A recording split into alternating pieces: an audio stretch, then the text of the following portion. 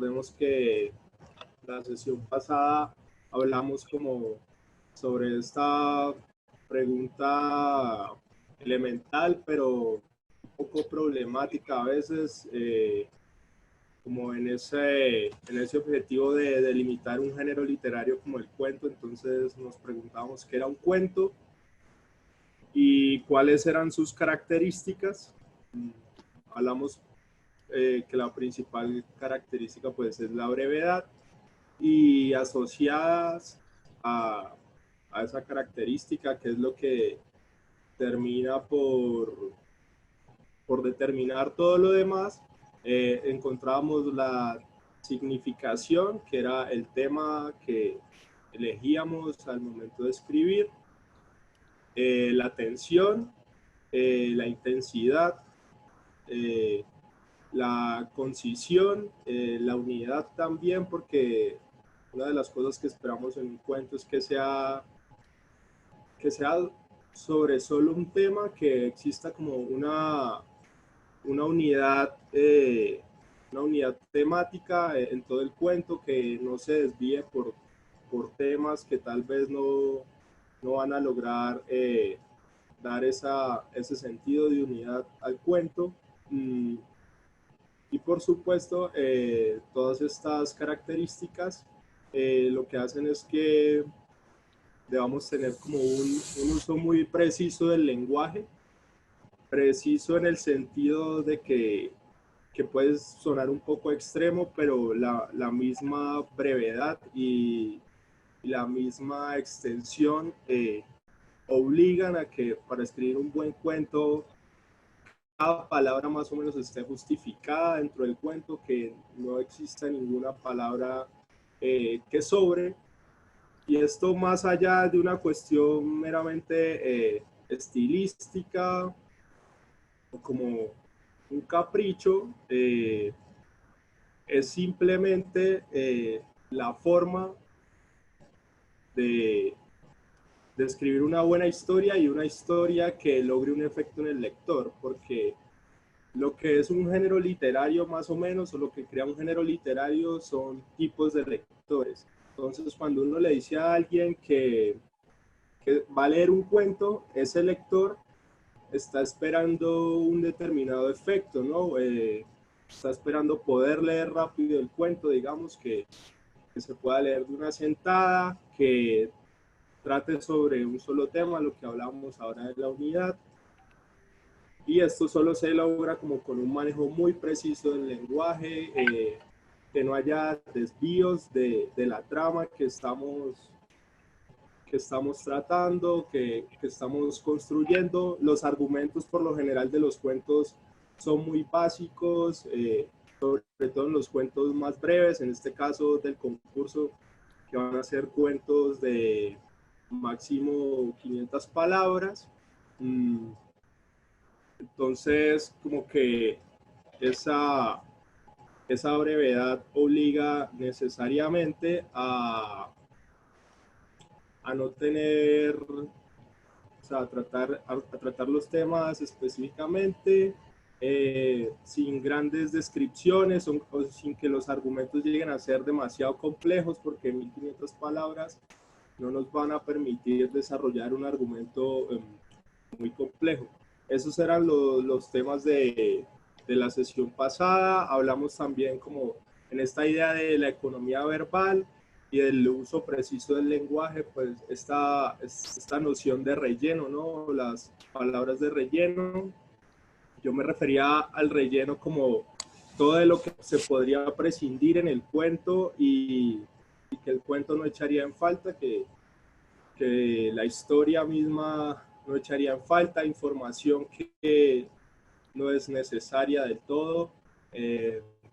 Hablamos de que debíamos aprender a borrar, el cuento exige eso, aprender a borrar. Muchas veces es más importante lo que se borra que lo que uno puede agregar a una historia ya construida.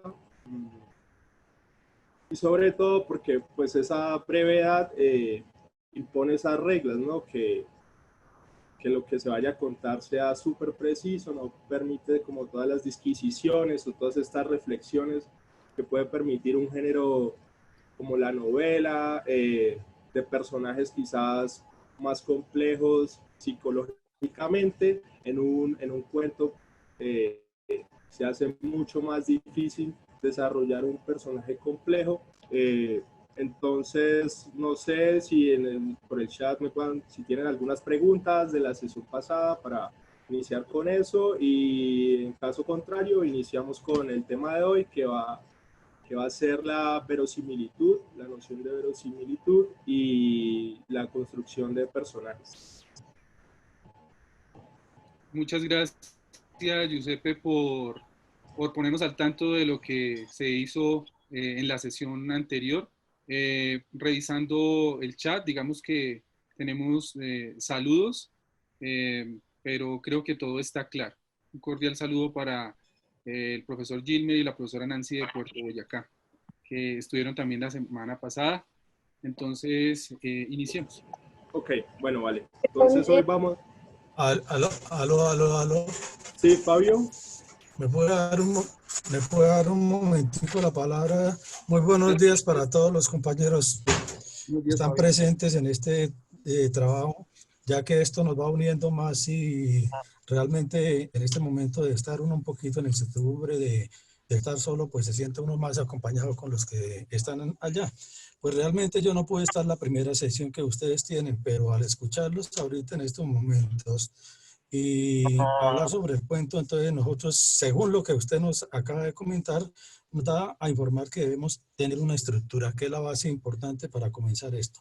Después seguimos nosotros con las leyes universales aplicadas hacia el cuento, hacia los personajes principales y secundarios, ¿cierto? Que sería la cosa más importante, que nosotros aprendamos de esto algo interesante con el planteo de la inscripción, del cuidado que nosotros debemos tener en estos momentos. Entonces les agradezco mucho y me dirán si estoy bien enfocado o estoy mal enfocado por ese lado. Gracias. Bien, muchas gracias, Fabio.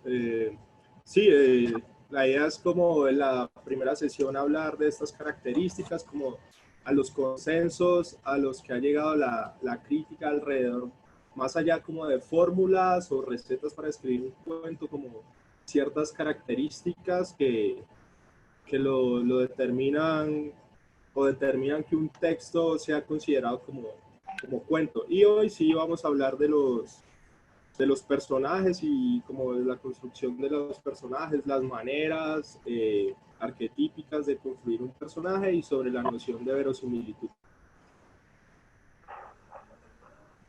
Buenos días. Buenos días. ¿Me escuchas? Sí. Mi nombre es Nancy y al igual que mi compañero no pude conectarme en la sesión pasada, pero pues tuve como unos acercamientos a lo que se hizo. Yo quisiera, una preocupación que he tenido siempre cuando trabajo con los niños y cuando ellos se aproximan a la escritura de un cuento, el desbordar de la imaginación de un niño es muy importante. ¿Cuándo saber que hay que detenerse, digamos que hay que limitar ese desbordamiento de la imaginación de un niño cuando está escribiendo libros? Gracias. Vale, Nancy, muchas gracias. Hola, compañeros. Disculpen, compañeros. A mí me parece que las preguntas las dejemos para hoy, porque entonces estamos desviando el tema. Me da mucha pena. Para el fin. No nos estamos desviando, porque pues, la idea de la sesión de hoy sí era iniciar con preguntas acerca de la sesión pasada, y luego sí seguimos con lo que corresponde a la sesión de hoy. Entonces, así es. No hay ningún problema con las preguntas. Respecto a lo que pregunta Nancy, no se trata de limitar la imaginación. Digamos que eso está muy bien, y los niños como que tienen gran riqueza en imaginar situaciones, tal vez más que limitar. O sea, en un primer momento no hay ninguna otra manera. Esa es la materia prima con la que vamos a crear cualquier texto literario. Entonces, pues jamás estaría totalmente contraindicado que uno le limite la imaginación a un niño o a cualquier persona. Digamos, en un primer momento está bien como todo ese desbordamiento y toda esa proliferación de elementos, pero después yo sí creo que hay que invitar a los niños o a cualquier persona que escriba a ordenar todo ese material, ¿no? Más que limitar, se trata de ordenar. Por supuesto que en ese ordenamiento existe la posibilidad de tener que borrar mucho o casi que la obligación de tener que borrar mucho o de omitir o suprimir ciertos elementos, pero no tanto limitar, porque muchas veces en ese desbordamiento no hay un orden, hay más caos que orden, y en ese caos es imposible para un lector llegar a comprender o que al leer un texto tenga un efecto, ¿no? Entonces yo creo que es más apuntar hacia un ordenamiento, como hacia un razonamiento de todo ese material que nos está llegando a la imaginación, porque es la única forma de transmitir una historia, ¿no? De contar una historia, como que muchas veces la imaginación opera de formas que no son de todo lógicas, o que en el momento de comunicarlas a otras personas no va a parecer del todo lógica, aunque al autor o a la persona que está teniendo como todo este desbordamiento le parezca lógico, pero las asociaciones y las conexiones no van a ser del todo claras, entonces la historia no va a ser transparente del todo, clara, y lo que sí queremos, o lo que cualquier persona quiere al momento de escribir una historia y de que otras personas los lean, es como que al final de la historia el lector sienta algo, ¿no? Y para que sienta algo debe haber comprendido, no necesariamente todo, porque muchas veces la riqueza de un texto también está en esto, que el lector pueda imaginar en los espacios vacíos de la historia que contemos y la forma como el lector va a llenar esos espacios. Pero sí debemos lograr como una claridad en la forma como vamos a comunicar esa historia, ¿no? Pues el orden clásico de las historias tampoco es capricho, como que algo tenga un inicio, un nudo y un desenlace, obedece una forma y una estructura sencilla de transmitir una historia, ¿no? Entonces, como no echar tampoco eso en balde, y comprender que para poder comunicarnos, pues necesitamos ordenar, por más que estemos desbordados completamente de imaginación, de historias que podemos contar, sobre todo en un género como el cuento, que tiene pues como tantas restricciones espaciales, ¿no? Como pensaba un ejemplo de un deporte, o sea, un deporte que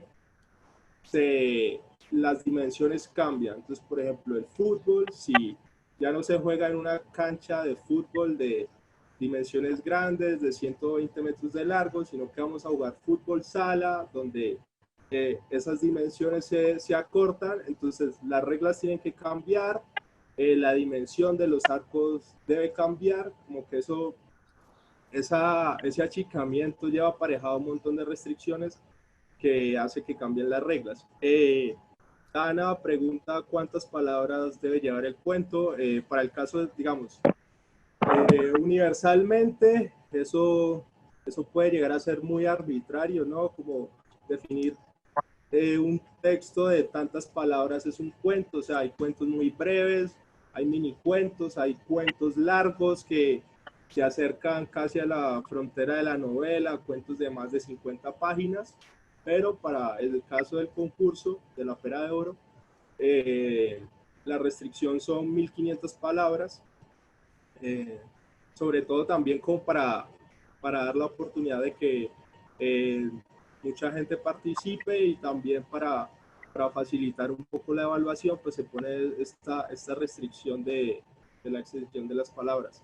Giuseppe, en Facebook pregunta Magda Pinilla, ¿las estructuras circulares son válidas? No sé a qué se referirá, o sea, no sé a qué se refiere con estructura circular, pero una de las metáforas más usadas del cuento es que el cuento es como una esfera, ¿no? Es algo cerrado dentro de sí mismo, de ahí que uno pueda decir que nada sobre, como que no hay esquinas, no hay vértices, no hay un ángulo de, como ángulos de un triángulo más o menos, sino que es algo completamente cerrado que no ofrece, o sea, la forma gráfica de representar un cuento lo más cercano sería un círculo o una esfera. Una novela podría tener como formas bastante distintas y un poco locas también por estructuras que se han hecho pues en la historia de la literatura, ¿no? Entonces, además del efecto, ya para continuar con el tema de hoy, además del efecto que yo quiero lograr en el lector, ¿no? Pues yo también creo que mi lector se crea el cuento, ¿no? Esta cuestión de cuando uno cuenta una historia, que alguien se la crea, digamos, por más que apele a elementos fantásticos, a seres o a condiciones que no cumplen como las leyes físicas que nos rigen a nosotros, uno sí pretende que sea un cuento, ¿no? Y la señora me trajo las 10. Por eso. Y esta... 7. Una pregunta. Sí, Gabriela. ¿Hace cuántos días empezaron? Esta es la segunda sesión. Empezamos hace 8 días, pero esta apenas es la segunda sesión. Y quedan, después de esta, restan 4 sesiones. Sí, que son todos los miércoles. Gabriela, la sesión anterior se encuentra grabada en la página del concurso de cuentos La Pera de Oro, ¿sí? Si quieres, en un ratico, después que terminemos esta sesión, saber qué se hizo en la sesión anterior, pueden ver la transmisión por ese medio. Sí, también en el canal de YouTube del Instituto Caricuervo, ahí van a encontrar alojados todos los videos de las sesiones, de cada sesión. Todos los videos se van a grabar. Gracias. Ok, vale. Entonces, en esta cuestión de que se crean el cuento, pues es la noción de verosimilitud.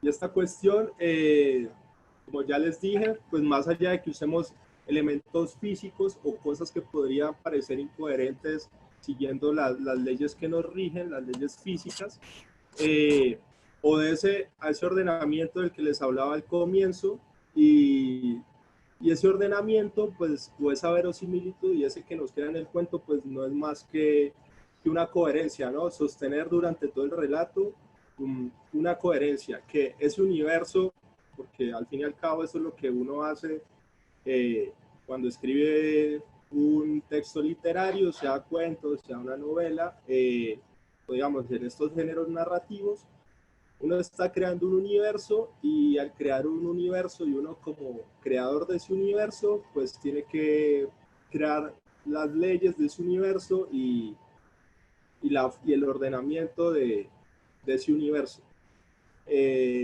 Tanto al inicio al inicio de la escritura de un texto, yo tengo claros cuáles son las leyes que rigen mi universo. Eso me va a dar casi la seguridad que mientras yo escribo no voy a escribir ninguna incoherencia o ningún elemento que no se corresponda con ese universo. Digamos, poniendo un ejemplo contemporáneo de la literatura y del cine, Harry Potter, pues es una cosa completamente fantástica, mágica, pero ese universo de Harry Potter tiene una serie de leyes, y esas leyes deben seguirse a lo largo de todo el relato, y como que no pueden transgredirse, porque en el momento de que yo transgredo esas leyes de ese universo que yo estoy creando, va a dar una apariencia de algo falso, de algo que yo no puedo creer del todo. Hay una incoherencia con la que el lector se va a sentir incómodo, o algo va a disonar, ¿no? Como que algo no se corresponde en todo este ordenamiento, y este universo que me están presentando. Entonces, por eso, por más de que yo quiera narrar hechos fantásticos, por más de que yo quiera poner a hablar a los animales, hablar a los objetos, hablar a las plantas o crear seres que, digamos, hablar de fantasmas, de dioses, de divinidades, como que yo sí tengo que ser muy consciente de ese orden. Y una de las formas más fáciles de ser conscientes de ese orden antes de la escritura es hacernos preguntas, ¿no? Nosotros como creadores, como escritores, nos empezamos a preguntar sobre este mundo que vamos a crear, ¿no? ¿Cuáles son las leyes que va a seguir ese mundo? Y dentro de esas leyes y ese ordenamiento, obviamente nos vamos a preguntar por las cualidades de los personajes, ¿no? Y los personajes, uno podría decir que se construyen tridimensionalmente. Hay 3 dimensiones que construyen un personaje, que sería la dimensión psicológica,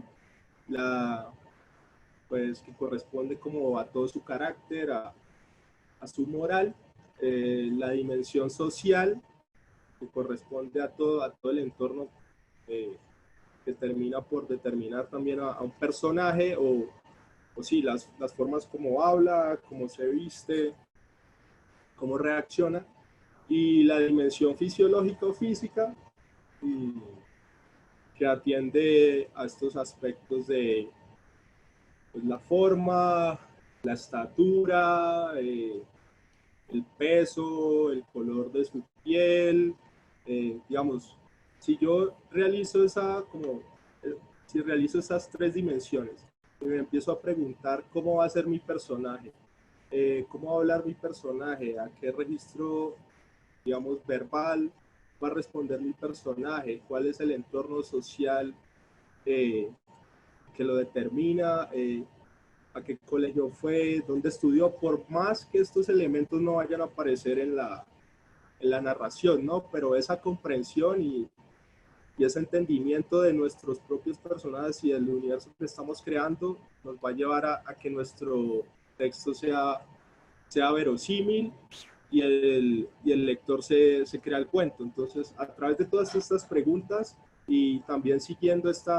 este otro aspecto que se va a evaluar, que es el de la escritura creativa como una investigación, pues sabemos que toda investigación surge a partir de preguntas, ¿no? De saber hacerse las preguntas correctas. Y este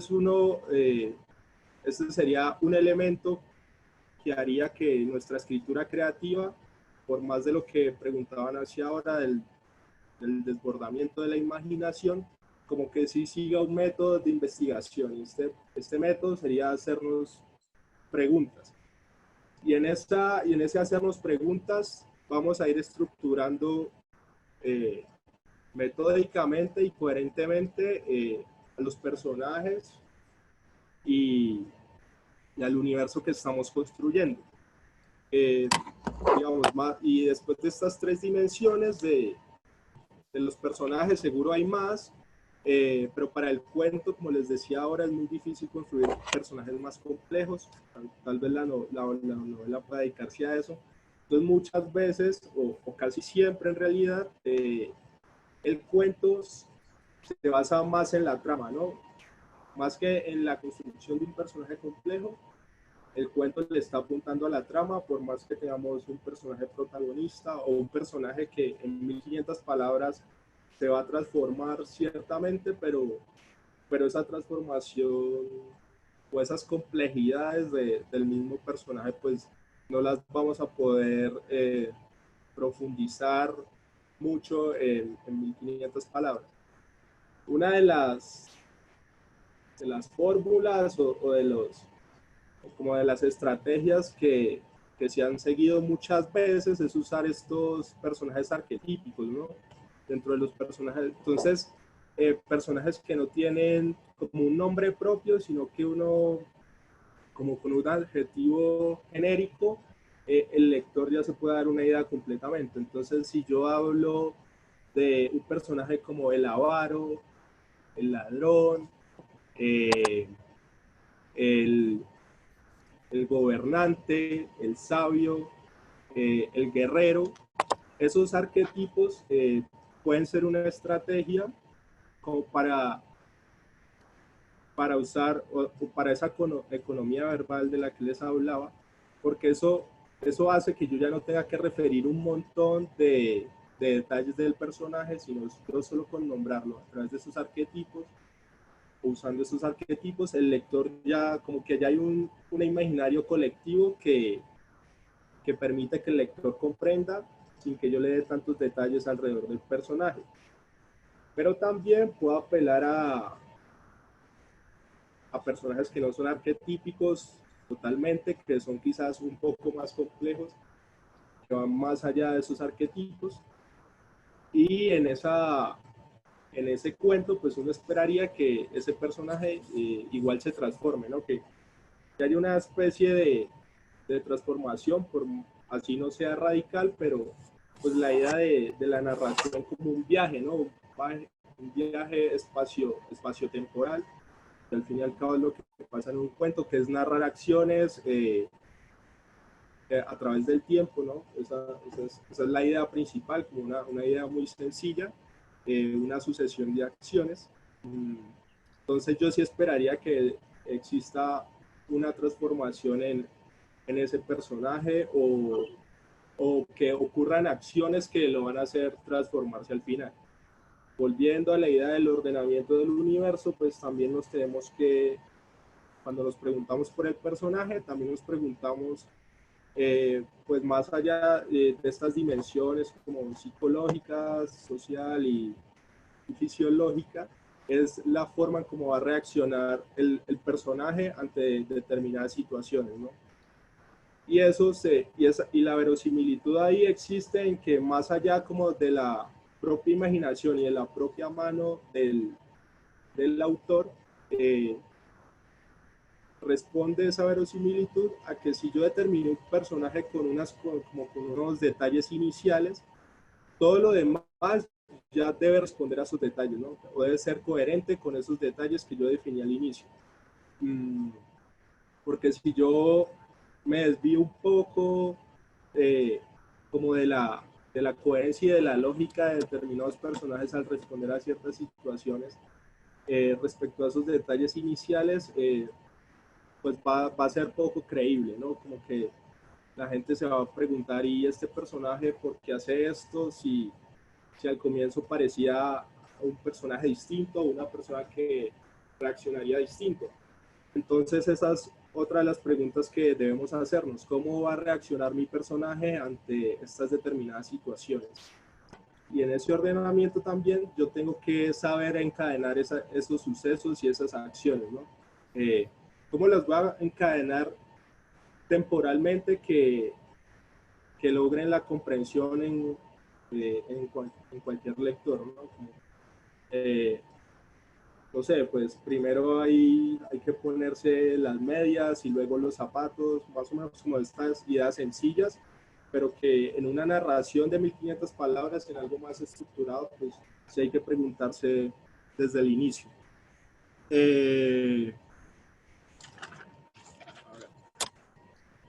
No sé si hay más preguntas. No, yo creo que ya cerramos la sesión de preguntas. Bueno, vale. Entonces, una manera sencilla, pues son las preguntas para construir los personajes y también crear un boceto del personaje, ¿no? Entonces, en un boceto yo voy como anotando todas las características de mi personaje, voy diciendo mi personaje es de tal estatura, pesa tanto, tiene este color de piel, tiene este nivel educativo, tiene como este tipo, una determinada educación sentimental, tiene determinado carácter, también el entorno físico en el que se mueve, no sé, una persona de una ciudad va a responder a las acciones de manera distinta a alguien que se desenvuelve en un medio rural o en un medio selvático quizás, o en el mar, o alguien que navega, va a tener como una noción del mundo muy distinta. También nos tenemos que preguntar cuál es la noción del mundo de nuestro personaje. Repito, todos estos elementos, por más que podamos llenar muchas hojas, no van a tener que aparecer en nuestra narración, ¿no? Por la cuestión de la economía verbal, pero entre más claras las tengamos, pues mucho mejor, va a estar mucho mejor. Pues la clasificación clásica, o como las clasificaciones que tenemos de los personajes, en general pues son humanos, ¿no? Los personajes de la literatura son humanos porque pues es la especie que más conocemos, es la especie a la que pertenecemos, pero también existen variados y muy buenos ejemplos de los animales como personajes, digamos, y esta cuestión de los animales como personajes pues tiene dos matices. El animal como sujeto, como animal, digamos, verdadero animal, un perro normal, lo podríamos incluir dentro de nuestra narración como personaje, o esta cuestión de los animales con conducta humana, ¿no? Entonces, los animales con lenguaje, los animales que con sentimientos o que tienen cierta noción de la moral, ¿no? Que es pues muchas veces lo que se usa en las fábulas. Entonces, como para que tengamos esos dos matices, en el caso de que vamos a construir que creamos que alguno de nuestros personajes va a ser un animal, que puede ser un animal en pura regla, ¿no? Un perro que no habla, sino un perro que ladra, pero ese perro se puede convertir en un personaje de nuestra narración, o un animal con características humanas. Y la otra categoría de personajes pues son los seres inanimados, que serían los objetos. Estos objetos también pueden alcanzar características humanas. Una piedra puede hablar, pero también muchas veces esos personajes pues que en la realidad son inanimados, se convierten como en una alegoría o en una metáfora de otra cosa, ¿no? O de un aspecto más humano, o muchas veces también se usan estos personajes, estos objetos como personajes de maneras pedagógicas y de manera que pues al final de los cuentos se logre como una enseñanza para quien lo lee, pero que no es el caso de este concurso, digamos. No necesariamente tienen que ser fábulas y que tengan como una enseñanza al final de los cuentos, sino que puede ser algo meramente narrativo. Y otro caso muy excepcional, que es muy raro y que es quizás muy complejo por el manejo que debe tener, es el lenguaje, ¿no? El lenguaje a veces, el lenguaje mismo se puede convertir en un personaje dentro de una narración, pero eso lo hace muy difícil, como que hay que tener un gran conocimiento de la lengua, como de todos los vericuetos, del español en este caso, de la lengua misma como algo vivo, como algo que muta, algo que está latiendo dentro de una sociedad, pero tal vez es un caso más excepcional y que no se reconoce tanto en los cuentos. Ya eso era, lo dedicaba hoy, como la cuestión de los personajes y la verosimilitud. Recordar que podemos acudir a arquetipos de personajes, ¿no? Pero hay que tener cuidado con esos arquetipos porque muchas veces se pueden convertir como en un mero cuadro de costumbres y no nos va a decir mucho más, o en un lugar común, y pues a lo que aspiramos cuando escribimos literatura pues es no volvernos un lugar común, sino decir algo nuevo, revelar algo nuevo, por más que el tema ya se haya tratado muchas veces, que es lo que pasa en literatura, que los tópicos siempre son los mismos, el amor, el viaje, la violencia, pero el tratamiento de esos pues debe ser distinto, ¿no? Y apelar a salirse un poco de esos lugares comunes. Entonces tener cuidado con el uso de estos arquetipos, o estereotipos de personas que también pueden apuntar como a ciertos rasgos discriminatorios hacia cierto tipo de personas o hacia ciertas poblaciones. Entonces tener mucho cuidado con eso. Ahí yo voy a decirle algo. La profesora Victoria Vargas pregunta que se nos aclare un poco y se profundice sobre esa posibilidad que tienen de la personificación de los animales con cualidades humanas, por favor. Okay. Antes de que Giuseppe responda a esa pregunta, yo quisiera complementar. ¿Me escuchan? Sí, señora, perfecto. Okay. Yo quisiera complementar un poco la exposición que él hizo con un ejercicio que puede funcionar muy bien y que también puede ayudar con el tema de la personificación, y es pedirle a los estudiantes que dediquen una sesión a dibujar esos personajes, sean personas, sean animales, sean objetos, y que los dibujen muy detalladamente poniendo esos rasgos de la personalidad de los que dice Giuseppe. Entonces, poniendo cuántos años tienen, de dónde vienen, cuáles son sus papás, hacer como una especie de radiografía dibujada de esos personajes. Eso puede ayudarle mucho a los niños a que visualicen ese personaje y que lo conozcan muy bien. Este ejercicio, sin embargo, tiene que pues, tener la claridad que no es el cuento lo que se está escribiendo, sino que solamente estamos escribiendo una descripción de ese personaje y lo estamos dibujando. Toda esa información luego va a ser parte del cuento, pero no necesariamente esa información va a estar dentro del cuento. Muchas gracias. Gracias, Gloria. Bueno, respondiendo a la pregunta.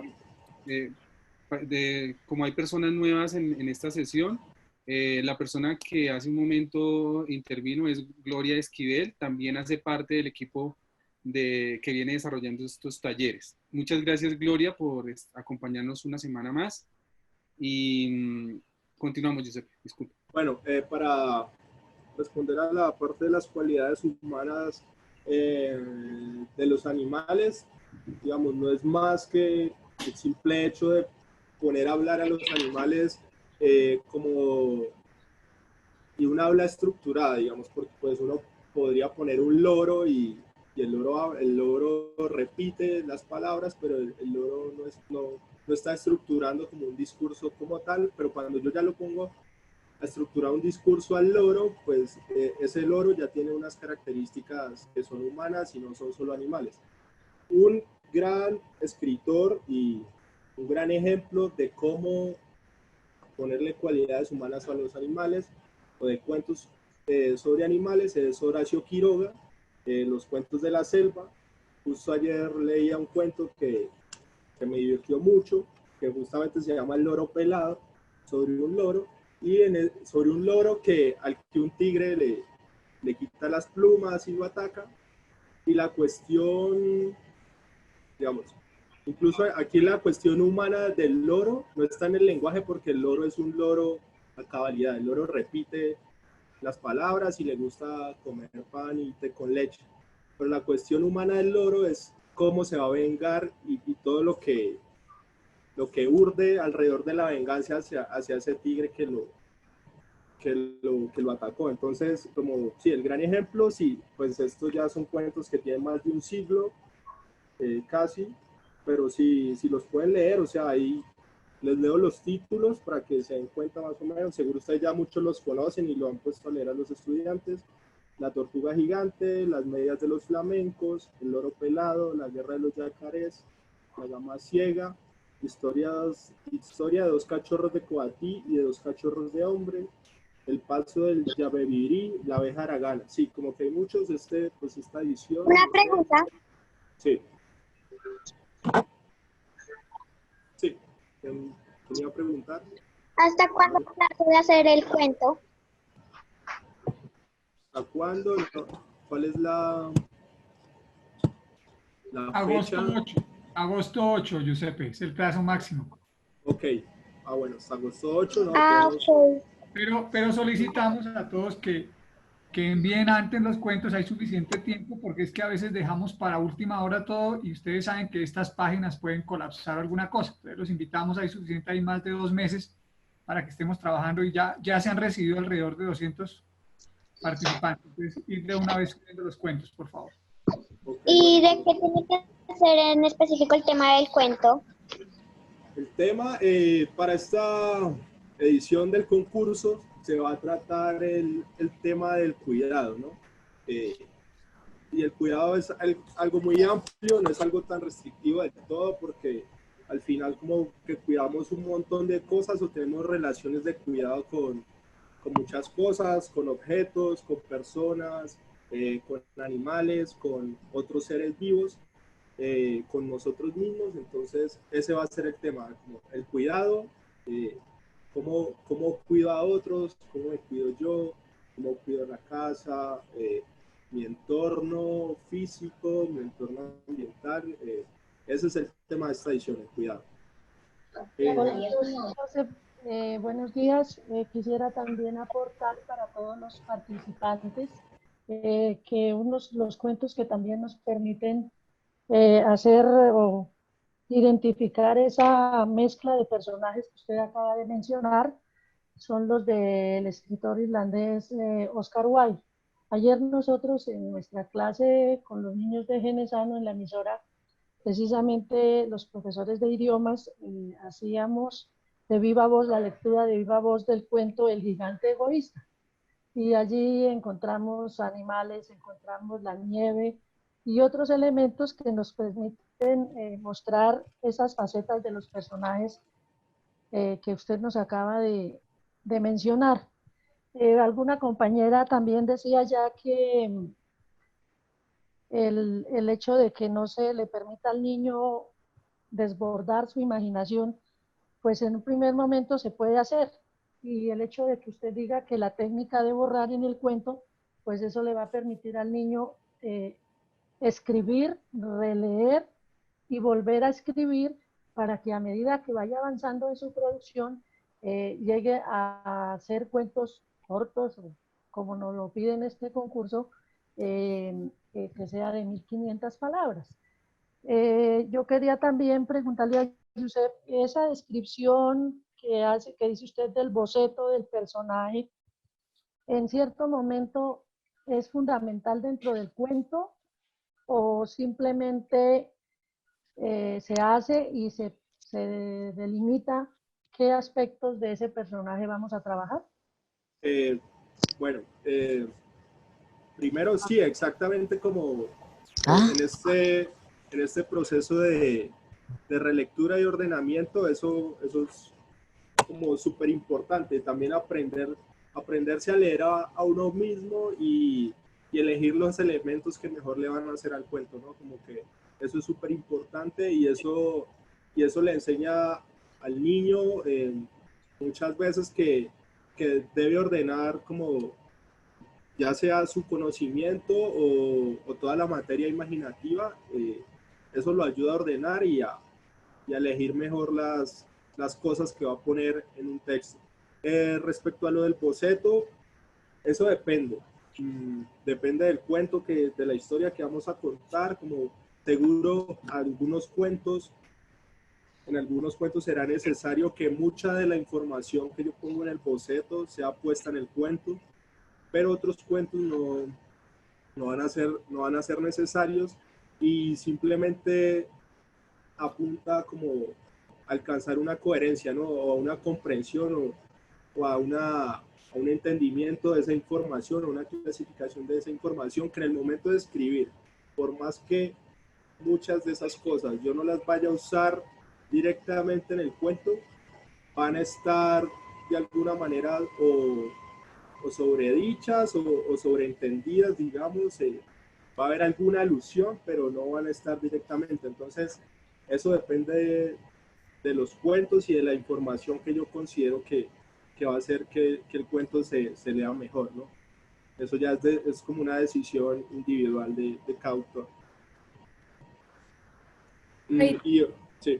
Quería complementar una cosa con lo que estás diciendo y con lo que dijo ahorita la docente, y es que un buen ejercicio para que los estudiantes se familiaricen con estos elementos del cuento es leer y mostrarles cómo esos personajes están creados. Entonces, estos ejemplos que nos da Giuseppe de Horacio Quiroga son muy buenos y también pueden funcionar con los cuentos de Oscar Wilde, y es hacer que los estudiantes identifiquen a todos los personajes y también pedirles que inventen o que a partir de lo que dice el cuento saquen las características, pero que también imaginen otras características de su personalidad para que así puedan ejercitar, por un lado, su imaginación y darse cuenta pues que en el campo de la literatura la imaginación es el insumo más importante, pero también para que entiendan que los personajes son fundamentales para la creación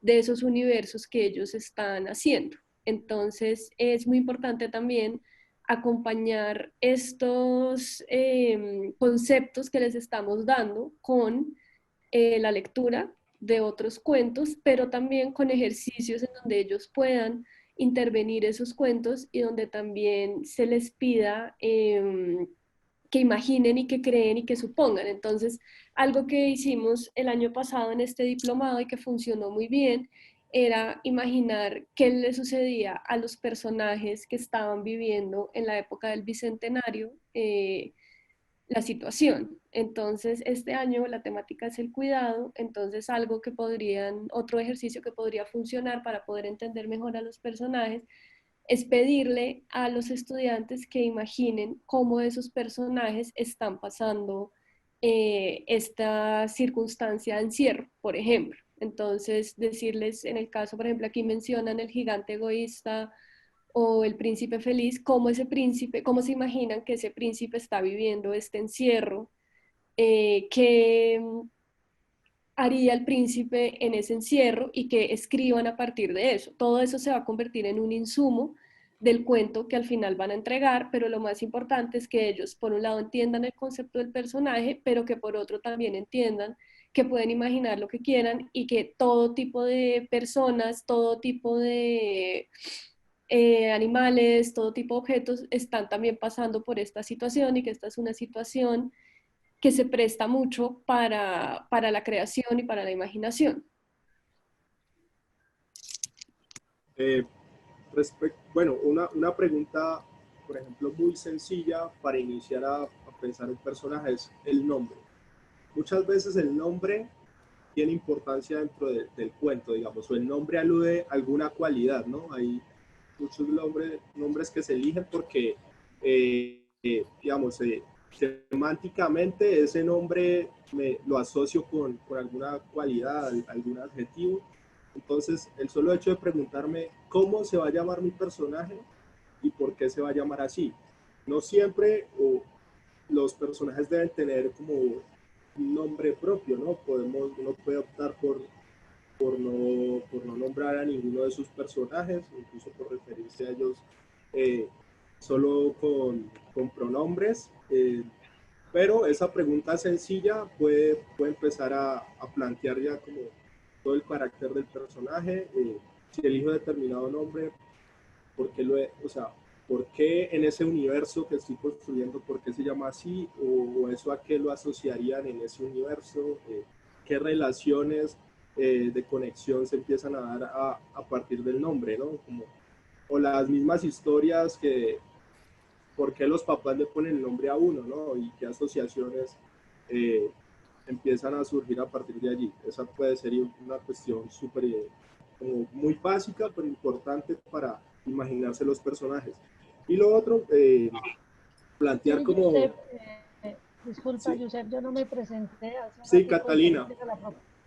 Era la profesora Bárbara de Genesano. Muchas Okay. gracias por la explicación. Y quería preguntar, o sea, esto que nos acaba usted de decir, lleva a que sin que en el cuento se hable de un suspenso, ese generamiento de preguntas nos lleva a que implícitamente está el suspenso en el cuento, que no es igual que en la novela, pero que sí le permite al niño o a la persona que está escribiendo de pronto precisar más el personaje y evitar que se den tanta escritura que a veces no va a servir dentro del texto. ¿Está de acuerdo con mi apreciación? Sí, totalmente de acuerdo, porque yo creo que cuando uno tiene como un gran acopio de información, eso le da la posibilidad de elegir y como de depurar la información que voy a usar. Sí, tengo mucha información sobre un personaje, pero la trama va de esto, entonces estos elementos son los que yo debo incluir en el cuento, por más que yo ya lo tenga como súper dibujado y súper imaginado en mi cabeza. Esa información, ese acopio de información sí me va a permitir elegir mucho mejor. Yo sí estoy totalmente de acuerdo con eso. Y lo otro, pues ya les hablé como de la estructura tridimensional para la construcción de un personaje, pero dos cosas muy importantes es establecer la manera de ser de este personaje, casi como su vida interior, si se quiere, o sus sentimientos, y la manera de obrar, ¿no? Que sería como toda su vida exterior y la forma como se mueve y cómo se relaciona con el mundo. Y esas dos cosas, la manera de ser, pues sería el carácter, y la manera de obrar sería la acción y la sucesión de acciones y cómo ese personaje va a responder a las acciones que van a suceder dentro del cuento. No sé, ¿alguien más tiene preguntas, ejemplos, si quieren, respecto a lo que estamos hablando, como un personaje memorable, ¿no? Digamos, en la literatura también existen personajes memorables. Esa es otra estrategia que uno puede usar, y es hacer uso de estos personajes universales, ¿no? Como que no es plagio por ningún motivo, sino que yo en un cuento mío puedo usar al Quijote y ese referente universal va a hacer que yo me ahorre de incluir un poco de información en el cuento, porque ya es un referente, que todos conocemos. Entonces también se puede hacer uso de, esto se llama metaliterariedad, digamos, como usar personajes que aparecen en otras obras, personajes hiper conocidos, incluso de la misma cultura popular, de los cuentos populares. No conozco como cuentos en realidad de la zona de Boyacá, pero me imagino que sí hay personajes como que ya están en el imaginario colectivo, entonces esos personajes también se pueden usar y ahorran un montón de información, de poner información. O sea, la información está, pero es una información sobreentendida. Buenos días, mi nombre es Janet. Buenos días, sí. Aló, buenos días. Sí. También pueden, pues los niños pueden... No te escuchamos bien. No sé, hay una interferencia. Pues le invito a que escriba por el chat, porque hay inestabilidad en la conectividad de la profesora. ¿Alguien más tiene alguna intervención? Digamos que Giuseppe hace la invitación que, de acuerdo a lo que él ha manifestado, algunos profesores y algunos niños a veces buscan como ejemplos. Entonces él dice que si quieren algún ejemplo, o ustedes tienen algún ejemplo de lo que se ha hablado hasta el momento. Bueno, pues por espacio y tiempo y por no aburrirlos, pues no voy a leer todo un cuento aquí, pero pues les puedo leer como el inicio del loro pelado, que leí justo ayer. Bueno, perdón, antes de poner el ejemplo, voy a poner el ejemplo de la construcción del animal del animal como personaje, iba a hablar de que también puede ser, o sea, el personaje puede ser un individuo o el personaje también puede ser un colectivo, ¿no? Puede ser un colectivo sin nombres propios, sino en el caso de los animales, pues una jauría o una bandada o un grupo de personas pueden convertirse en un personaje como para no restringir o limitar el pensamiento de los personajes únicamente a los individuos. El ejemplo de los animales con personajes, pues este cuento de Horacio Quiroga que se llama El loro pelado. Inicia a la manera clásica, ¿no? Había una vez una bandada de loros que vivía en el monte. De mañana temprano iban a comer choclos a la chacra y de tarde comían naranjas. Hacían gran barullo con sus gritos y tenían siempre un loro de centinela en los árboles más altos para ver si venía alguien. Aquí está el ejemplo. El inicio, el personaje sería la bandada, ¿no? Los loros como un grupo. Pero después, cuando inserta en el cuento la cuestión del loro centinela, eso va a ser muy importante porque ese loro centinela es el que después va a tener un nombre propio y se va a convertir en el personaje principal. Entonces, le repito, cuando inserta el loro, ya pasamos del colectivo, ¿no? La bandada de loros que vivía en el monte, y después inserta al individuo, el loro como un individuo. Hacían gran barullo con sus gritos y tenían siempre un loro de centinela en los árboles más altos para ver si venía alguien. Y aquí ya el loro, que sería también como esta noción de pasarlo de un ambiente, de un escenario a otro, se transforma. El loro ya no hace parte de una bandada de loros, sino que el loro va a tener un nombre. Entonces dice, un día un hombre bajó de un tiro a un loro centinela, que cayó herido y peleó un buen rato antes de dejarse agarrar. El peón lo llevó a la casa para los hijos del patrón y los chicos lo curaron porque no tenía más que una ala rota. El loro se curó muy bien y se amansó completamente. Se llamaba Pedrito, ¿no? Aquí ya hay una transformación. Eso es lo que uno podría decir, la transformación de un personaje que es totalmente animal, que vive, o sea, que está en la vida silvestre, pero que al momento de bajar como de su entorno natural, de hacer bajado de un tiro de su entorno natural y pasar al escenario de los humanos, este personaje ya se ha transformado, ya no es un loro, ya es Pedrito, y eso quiere decir muchas cosas. Aprendió a dar la pata, le gustaba estar en el hombro de las personas y con el pico les hacía cosquillas en la oreja. Entonces este loro, pues Pedrito ya va adquiriendo como también comportamientos humanos, entonces empieza a tomar el té con la familia, toda la cuestión. Un día sale de la casa, lo ataca el tigre y el loro, les voy a resumir el cuento, pues es bastante, son 10 páginas. Este loro en esa transforma, entonces ya vemos que la coherencia aquí está, ¿no? El loro al inicio es animal completamente a cabalidad, sin cualidades humanas. Después el loro tiene un nombre propio que sería una cualidad humana, llamarse Pedrito. Después el loro empieza a tomar té y empieza a adquirir hábitos humanos. Después ese loro es atacado por un tigre y ya está adquiriendo sentimientos humanos y es la venganza. El loro está urdiendo y está planeando la venganza contra el tigre. Eso sería más o menos el resumen del cuento y de un gran ejemplo de un personaje animal y un cuento que muestra la transformación de ese personaje animal a un personaje animal con cualidades humanas. También aquí alguien dice, en esta idea de que yo les planteaba como para iniciar la construcción o la idea de un cuento a partir de los personajes, aquí alguien dice que también se puede plantear primero la situación central y a partir de ahí como ir echando mano de ciertos personajes que hagan falta.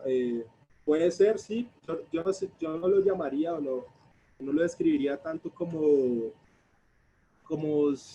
puede ir surgiendo la necesidad de algunos personajes, sino que si yo determino una situación central, entonces esa situación central va a tener como unas características y unas leyes en las que solo pueden aparecer determinados personajes. Entonces yo me tendría que restringir a los personajes que aparecerían en ese escenario. No sé, si una acción o la acción que yo me imagino, la situación central del cuento o el inicio del cuento, el nudo del cuento, sucede en una costa, sí, en una playa. Hay determinados personajes que van a estar en una playa o en una costa o trabajarían en una costa, y eso ya empieza a restringirme, y entonces yo tengo que estar atento a cuáles serían esas restricciones para no salirme de ese universo o de esa situación central que yo imaginé. Dicen, ¿cómo permiten mezclar el pasado con el presente?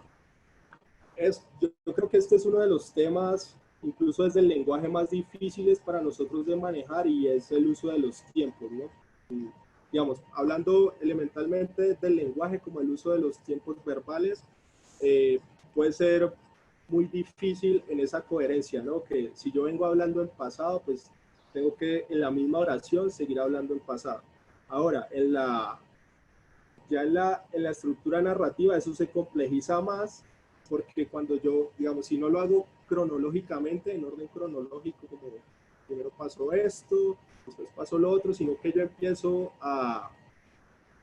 como a mover o a truquear un poco los tiempos, eso complejiza la estructura, porque va a ser más difícil que alguien comprenda, y como que hay que tener una gran lucidez y gran claridad. Si yo primero voy a poner el presente, digamos, el presente, y después voy a narrar el pasado, que eso se entienda, ¿no? Que ese salto temporal esté claro de alguna manera y que el lector lo pueda determinar. Entonces, esas dos cosas que son complejidades, me pareció a mí, desde el manejo verbal, de los tiempos verbales, que incluso en una narración normal y ordenada cronológicamente muchas veces se presta para equívocos, y en la estructura narrativa de presentar acciones o los tiempos narrativos, digamos, hay tiempos verbales, tiempos narrativos, y presentar esos tiempos narrativos, y si yo los quiero como descolocar desde su orden normal, como en la narración, eso va a estar claro, ¿no? Porque tampoco en el cuento se puede jugar al truco o hacerle trampas al lector. Yo creo que un buen cuento, un buen texto, uno lo reconoce porque también es honesto en la presentación, no quiero jugar tanto al misterio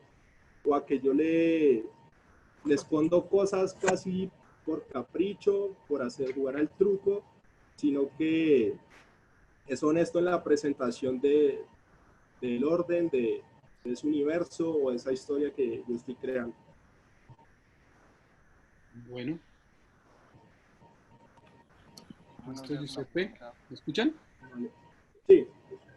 En relación a lo de el público al que dirigimos el cuento, entonces, ¿a qué público estaría dirigido, por ejemplo?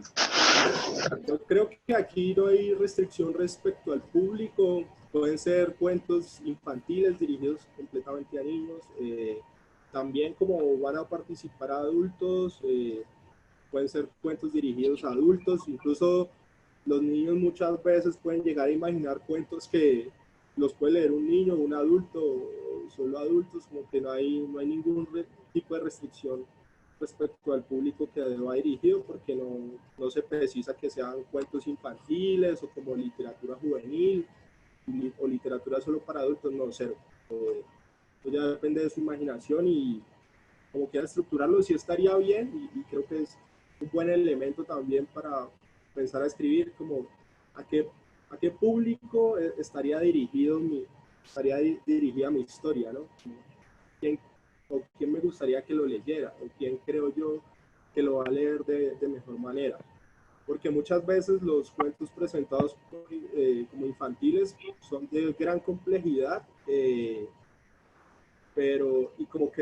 los niños no están preparados para esa complejidad, ¿no? Para enfrentar esa complejidad, la manera como es abordada esa complejidad. Entonces, estaría bien preguntarse hacia quién va dirigido mi cuento, pero no hay ninguna restricción al respecto. Giuseppe, te queremos agradecer por la participación el día de hoy. Agradecer a todos los docentes que nos han acompañado el día de hoy, que pues, como puntuales con el horario. Nuevamente pedirles disculpas, pero pues la capacidad del Zoom es de 100, pero ya probamos hoy con lo del Facebook Live en directo y funciona perfectamente. Tenemos el doble de lo que tenemos acá conectados por Facebook Live. Entonces, los primeros 100 que entren tendrán todos los miércoles acceso a Zoom, los demás no hay ningún inconveniente. Entran al Facebook Live que les mandaremos los enlaces pertinentes. Hacerles la invitación, por favor, para que visiten la página www.laperadeoro.com. Allí en un link encontrarán los libros que hemos publicado y es importante que miren cómo ha sido el proceso de mejoramiento en la construcción literaria de nuestros estudiantes en el departamento. Hay cuentos muy animados, muy divertidos y es un buen momento esta cuarentena para que en familia compartamos esas bonitas lecturas. Hoy agradecemos la presencia de verdad de todos los docentes que se conectaron y los estudiantes, desde luego, a Gloria Esquivel y a Giuseppe, de verdad, por habernos acompañado el día de hoy. Dejan una iniciativa grande para la próxima semana. Ya hay algunas preguntas que están armando los profesores para la próxima semana. Agradecer a la profesora Jenny de la UITA, profesores de San Luis de Gaceno, de Guavita, de Tasco, de Soatá, de Samacás, de los 3 colegios se presentaron, de Nopsa, de Guavita, la profe Cristina Hurtado, a los colegios del Escobal y los 2 estaban presentes. De Ráquira también estaba el San Antonio y la Candelaria, la profesora Andrea de Países Salto. Se conectaban hoy también de la institución educativa Emiliani. Wilmar, ¿me escucha? También las profesores de Chiquis, la profesora de Santa Rosa de Viterbo, profesores de Aquitania, de la institución educativa Juana Caporal de Coper, la profesora Milena Pinillo, a Carolina Piña, que nos ha colaborado desde esta institución educativa, a los rectores que se han conectado de Toca y de varios municipios. Hoy, por tiempo, profesora Bárbara, hoy ya no podemos dar más espacio para preguntas, las dejamos acumuladas para la otra semana porque ese es un compromiso. Perdón, Wilmar, me perdí un momentico. Duraba 1 hora. Profesor Edilson. Bien, voy a compartirles un segundo a ustedes lo que mencionaba el profesor Wilmar. Lo vamos a hacer en todas las sesiones porque es importante que tengamos claro. Ustedes en la página que en este momento están observando pueden tener información al tema, a las fechas. Perdón un segundo. Por favor, ponemos silencio los micrófonos. Así que tú tienes que hacer el cuento. ¡Ayuda! A ver, por favor. Por favor, ponemos silencio en los micrófonos. Bueno, tú miras eso y yo voy a ¿Me mi teléfono para tomarle foto? Perdón un segundo acá. Esta es la pantalla principal de nuestra página. Acá lo que yo quiero que ustedes tengan presente es que tenemos el archivo de los libros que se han publicado en años anteriores. Ustedes pueden acceder fácilmente. Aquí en Antología están de las 4 primeras versiones y acá encontramos los del año pasado. ¿Es eso? Pero, por favor, apagamos el audio. Y acá en inscripciones es... Edilson, porfa, haz el ejercicio de abrir el libro. Listo. Entonces, acá en inscripciones... ¿Sí? Por favor, apaguemos los micrófonos porque las personas que están por Facebook Live escuchan mucho ruido. Por favor. Gracias. Por favor.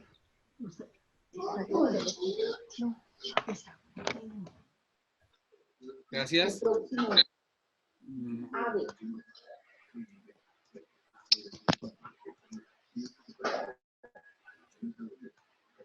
Bueno, entonces acá cuando damos en el botón de inscripciones, damos clic en envía tu cuento.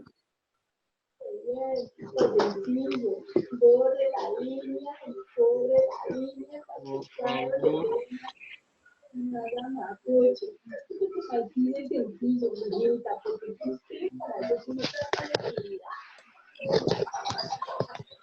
Profe, continúe. Sí, no, es que ya encontré cuál. Había un usuario que estaba activando el audio. Es que, digamos, ustedes acá escuchan bien, pero las personas que están en Facebook Live no lo pueden hacer de la misma manera.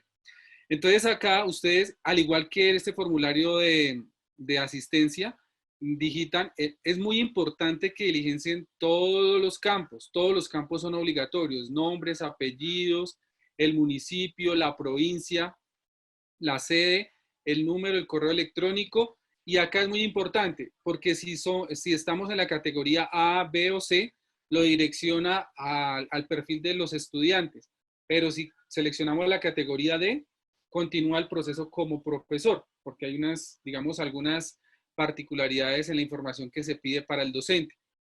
Es importante que al final ustedes aquí van a tener adjuntar su archivo en Word, no en PDF ni en imágenes, sino les pedimos por favor que lo envíen en Word y le dan enviar y queda ya su cuento pues enviado. Automáticamente la plataforma les envía un correo diciendo que fue recepcionado el cuento.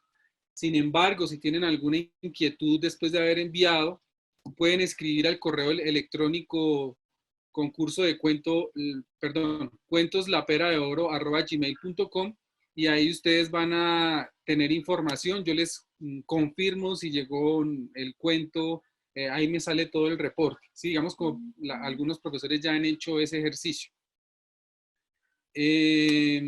Mami, creo que el micrófono estaba activado.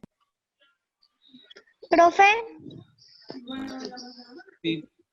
¿me puede repetir el correo?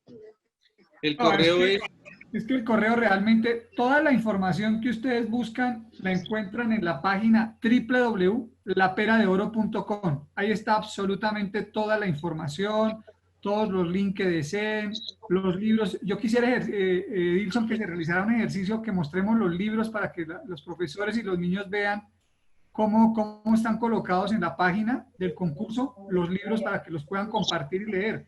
Estos cuentos fueron también avalados por el Caro y Cuervo.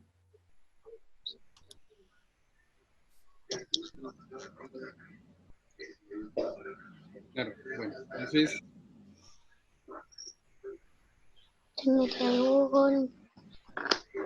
Entramos a www.laperadeoro.com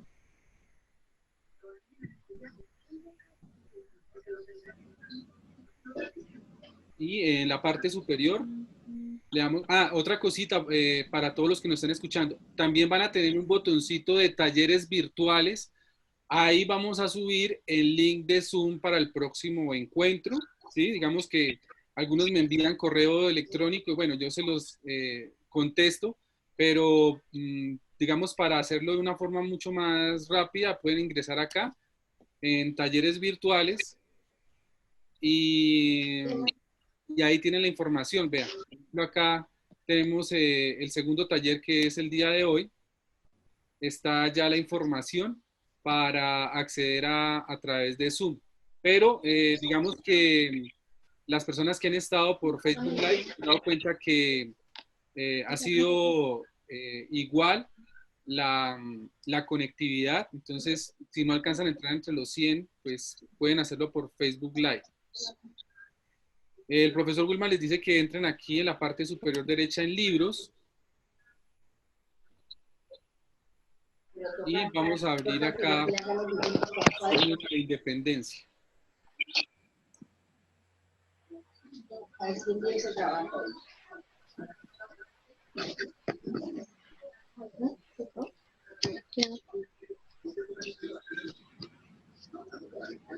Pues vaya.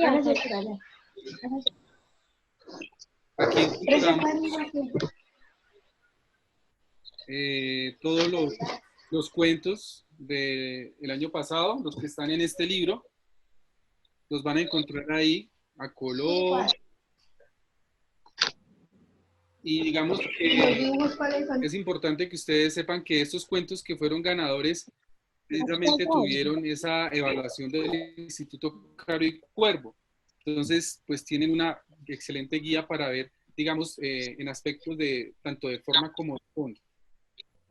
Y pues con la formación que se está dando en estos talleres, en este diplomado, la idea es que pues ustedes vayan complementando y refinando su escritura.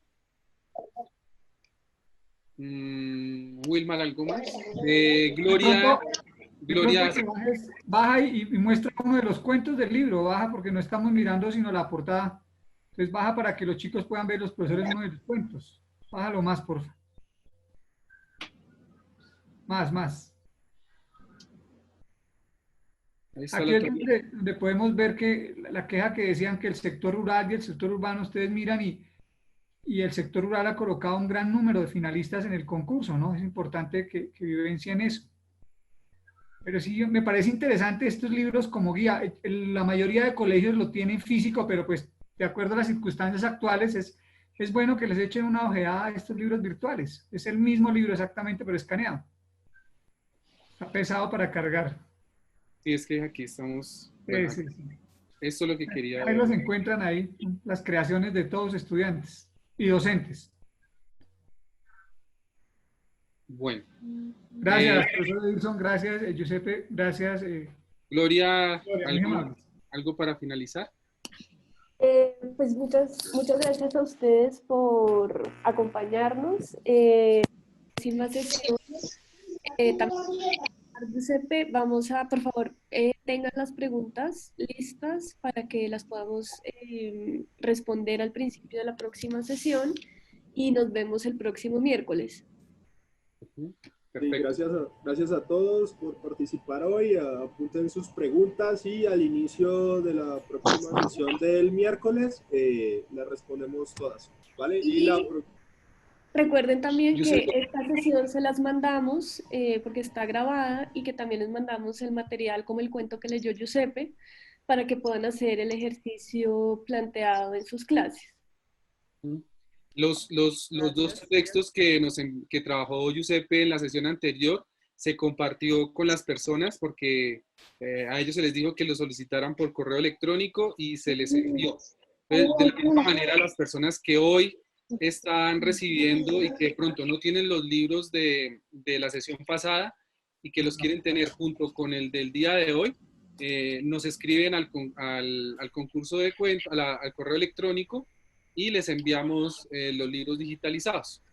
Igual